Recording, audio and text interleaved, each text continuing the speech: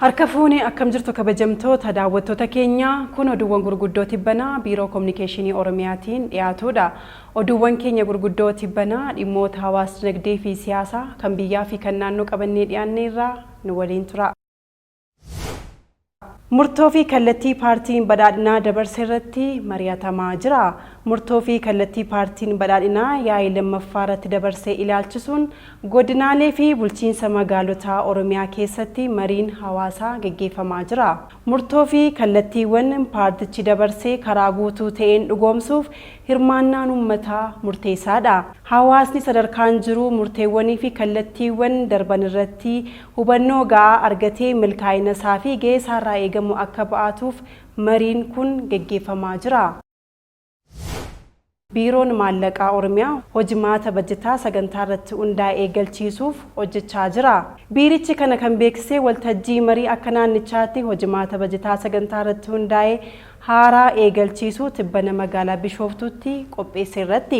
Waltajjii kana irratti argamuun haasaa kan taasisan pirezidaantiin itti aanaa mootummaa naannoo Oromiyaa obbo Awwaluu Abdii mootummaan naannoo Oromiyaa jijjiiramaa asii xiyyeeffannaa fi kutannoo olaanaan riiformiiwwan gurguddoo garaagaraa hedduu taasisaa jiruun jijjiiramoonni guddaan galmaa'aa jiraachuu himaniiru.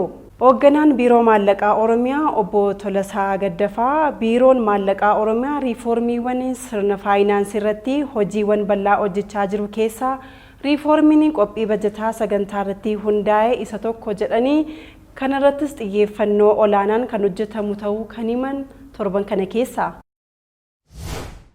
Seenessa waloo lafa qabsiisuuf hojiilee miidiyaa fi kominikeeshinii tooftaalee garaagaraan hojjetaman shoora olaanaa qabaachuu biiroon kominikeeshinii Oromiyaa beeksise.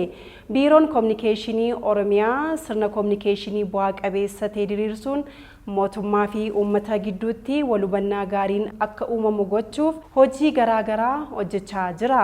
Bara 2017tti seektara manneen hojii naannichaa waliin karoora qindaa'aa baafachuun hojjechaa jira.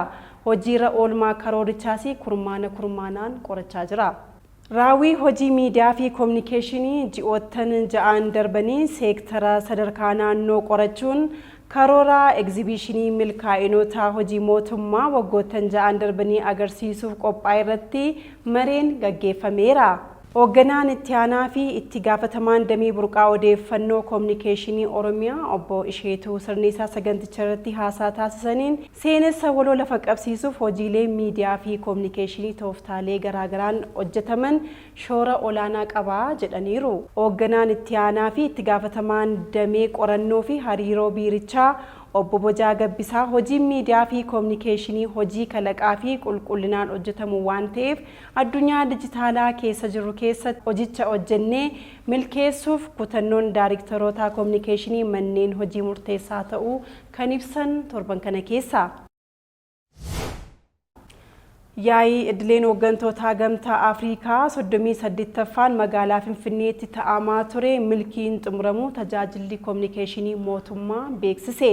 Yaa'ii idileen hooggantoota gamtaa Afrikaa 38ffaa fi walgahii idilee mana maree hojii raawwachiistuu gamtaa Afrikaa 46ffaan milkiin xumuramuu ministeerri deetaan tajaajila kominikeeshinii mootummaa Tasfaawun Gobazee ibsaniiru.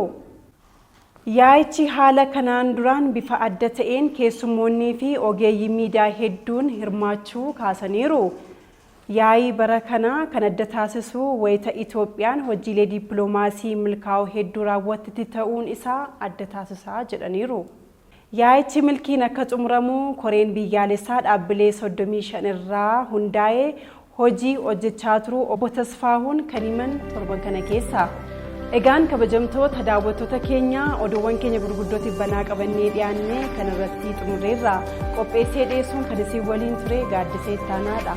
Odeeffannoo dabalataaf karaa fuula yuutuubii, tiiktookii, teelegiraamii fi feesbuukii akkasumas kallacha Oromiyaa hordofaa isiniin jecha torban oduuwwan kan biroon hanga walitti deebinutti nagaan nuuf tura.